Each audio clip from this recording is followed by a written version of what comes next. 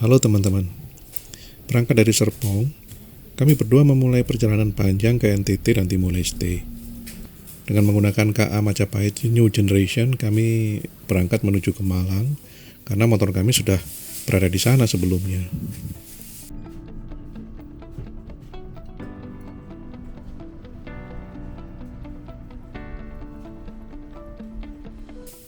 Sedikit tentang KA Majapahit New Generation yang kami gunakan.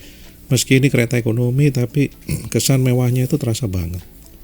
Selain gerbongnya baru, semua kursinya sudah menghadap ke depan. Restorannya ternyata bersih banget, makanannya beragam dan enak-enak gitu.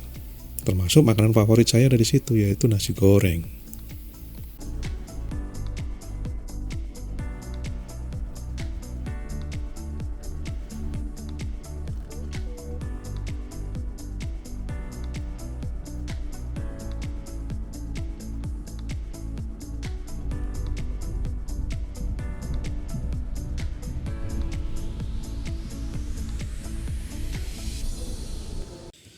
Tepat pukul 8 pagi, kami sudah tiba di Malang dan langsung menuju ke rumah untuk segera beres-beres buat persiapan perjalanan.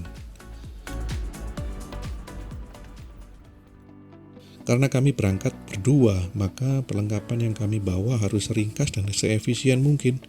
Karena penyimpanan kami hanya berupa top box dan side box.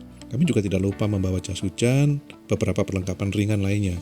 Untuk komunikasi di perjalanan kami menggunakan intercom Maxto, dan video dokumentasi kami menggunakan Insta360RS dan DJI Osmo Pocket 2. Ini motor yang kami gunakan, yaitu Suzuki Inazuma tahun 2014. Tepat pukul 9 pagi, kami berangkat dari Malang menuju ke Pelabuhan Tanjung Perak, Surabaya. Perjalanan ke Tanjung Perak diperkirakan 2,5 jam. Artinya, pukul 11.30, kalau kami tiba di pelabuhan, masih ada cukup waktu untuk beristirahat, cari makan, atau yang lain sebelum masuk kapal. Jadwal keberangkatan kapal sesuai tiket adalah pukul 13.00.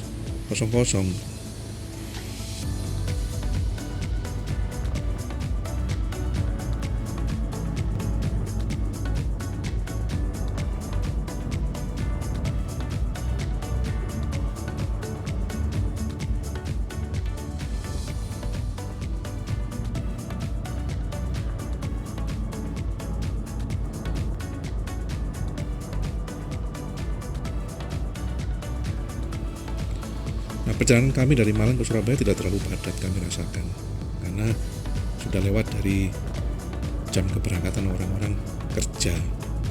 Kalau seandainya tadi kami berangkat pukul 6 atau pukul 7, pasti jalanan cukup padat. Namun, udara pagi udah terasa cukup panas, meskipun baru pukul 10 pagi. Nah, kami nanti akan menggunakan kapal Dharma Kartika 5 dengan tujuan akhir Kupang, yang juga akan bersandar di beberapa pelabuhan. Yang pertama di Lembar, Lombok, dan yang kedua di Pelabuhan Waingapu untuk naik turunkan penumpang. Nah, setelah itu semalam lagi kita menuju ke Kupang.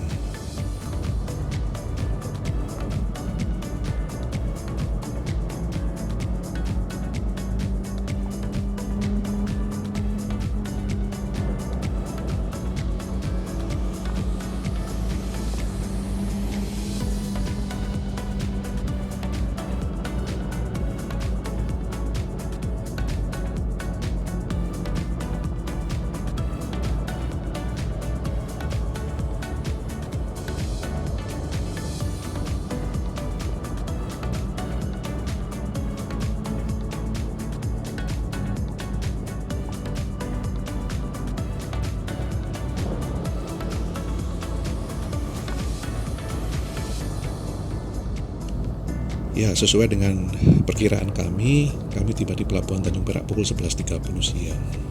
Namun, kami tidak bisa masuk ke kapal karena kapal belum merapat. Selain itu juga baru diinformasikan bahwa keberangkatan diundur dari jam 1 menjadi jam 4 sore. Nah, ini bakal nunggu lama ini.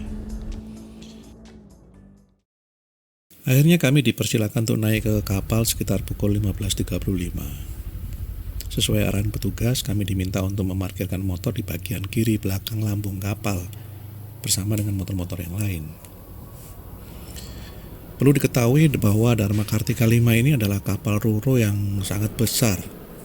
Di lambungnya saja terdiri dari 3 lantai. Ada lantai untuk kendaraan besar seperti truk dan bus, sementara di lantai yang lain tempat untuk parkir kendaraan-kendaraan kecil seperti mobil-mobil pribadi dan sepeda motor. Kami langsung naik ke lantai 2 untuk menukarkan tiket dengan kunci kamar. Kami cukup beruntung sih sebenarnya, karena masih bisa mendapatkan tiket kelas 2. Biasanya sih tiket kelas sudah habis bila penumpang ramai. Kebetulan situasi saat ini masih dalam suasana lebaran, jadi penumpang ke arah timur cukup ramai, di mana kapal diisi oleh penumpang-penumpang dengan tujuan Lombok, Waingapu, Kupang, dan sekitarnya yang selesai merayakan lebaran di Jawa Timur. Nah, setelah selesai menyimpan barang-barang bawaan di kamar, kami mau jalan-jalan dulu untuk mengeksplor kapal Dharma Kartika 5 ini. Yuk, kita jalan-jalan melihat situasi kapal.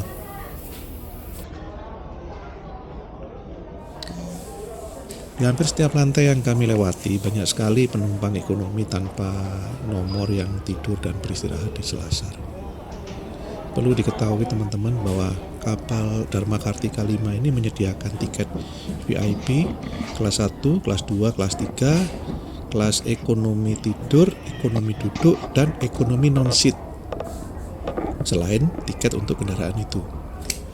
Nah, untuk detailnya teman-teman bisa melihat di website langsung PT Dharma Lautan Utama.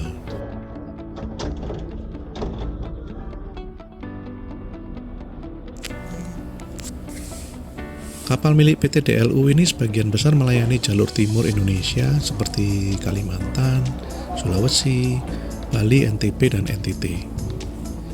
Sementara di Pulau Jawa sendiri, setahu saya kapal-kapal PT DLU hanya berangkat dari 2 pelabuhan besar, yaitu Semarang dan Surabaya.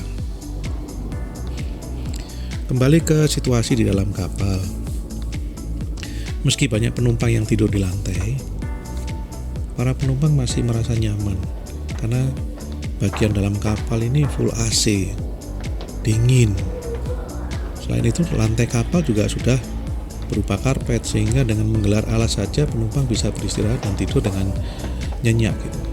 Oh iya, di bagian dalam kapal disediakan banyak tempat bagi penumpang yang ingin mengisi daya baterai atau perlengkapan elektrik lainnya gitu. Tapi ingat ya, di laut tetap tidak ada sinyal ya teman-teman.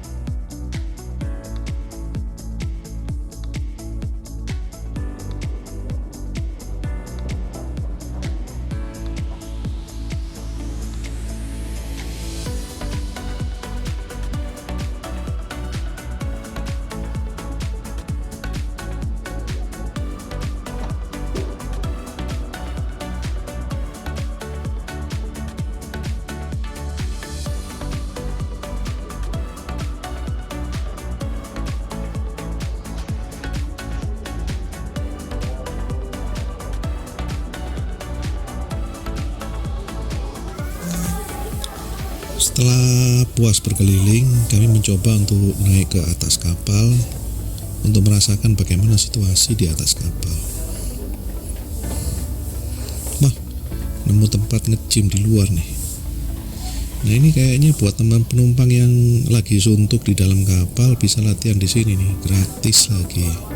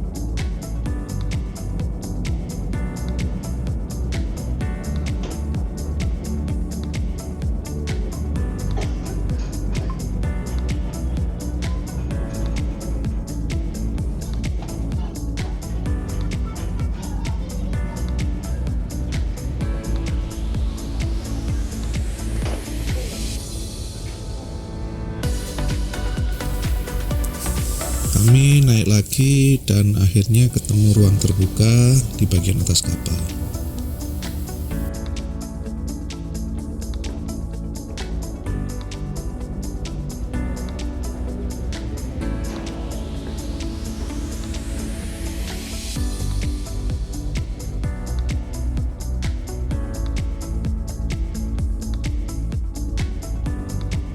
Ini tempat ideal nih bagi penumpang-penumpang yang hobinya menikmati angin laut dan asap rokok.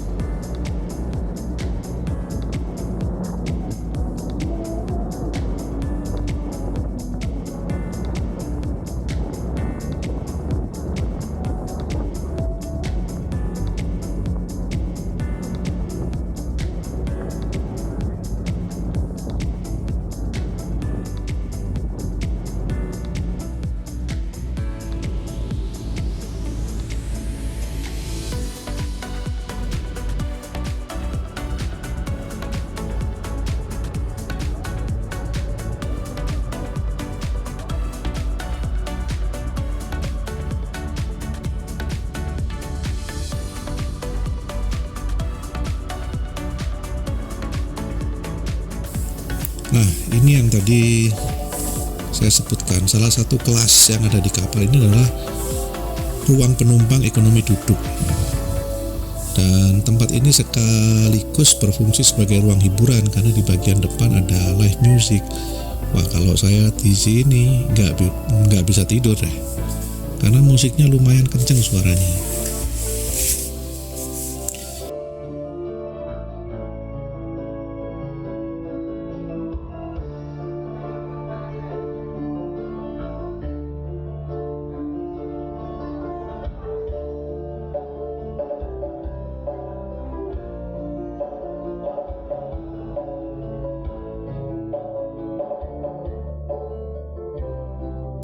Dari ruang kelas ekonomi duduk ada pintu langsung yang membawa penumpang ke bagian atas kapal, dan langsung di atas ketemu dengan lapangan mini futsal.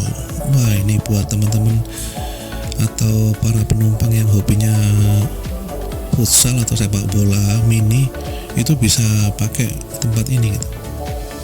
Dijamin bolanya nggak akan masuk ke laut karena dipasang jaring di sebagian kiri kanan lapangan.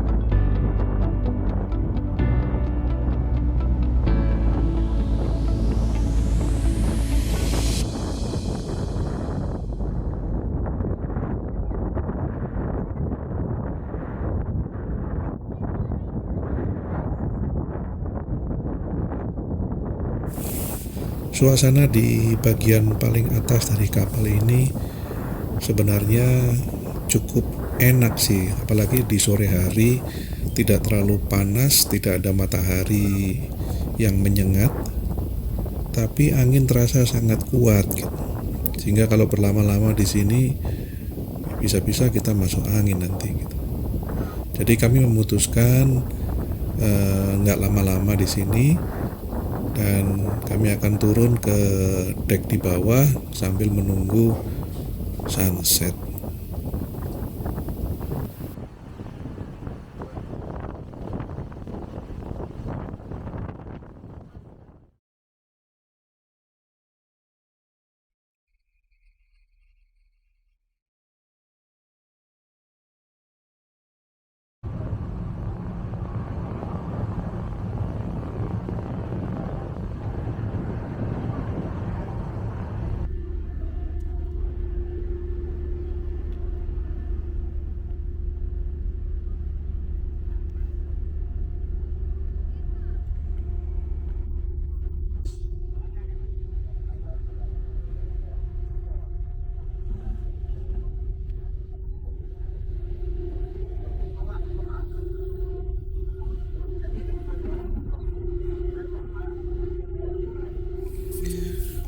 Setelah perjalanan 2 hari 1 malam, kapal kami bersandar di pelabuhan Waingapu untuk menaik turunkan penumpang. Sampai di sini jumlah penumpang menurun cukup lumayan deh. Meski ada juga beberapa penumpang baru yang naik. Dibutuhkan waktu semalam lagi kami akan tiba di Kupang.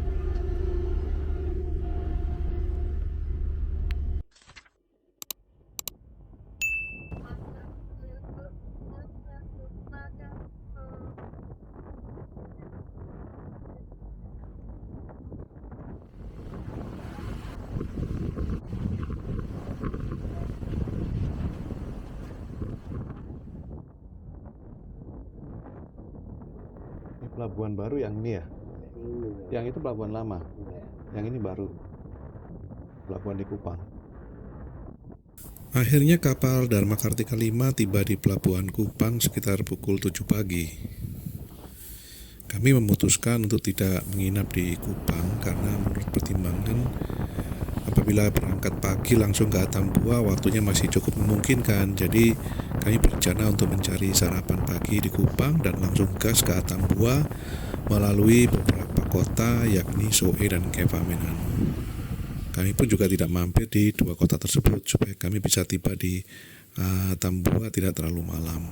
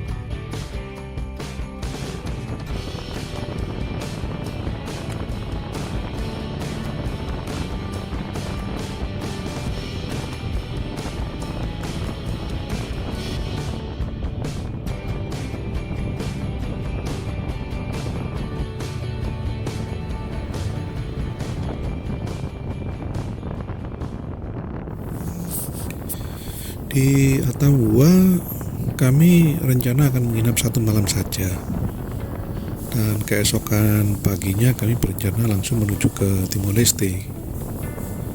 Yuk kita nikmati perjalanan dari Kupang ke Atambua. Jalan dari Kupang ke Soe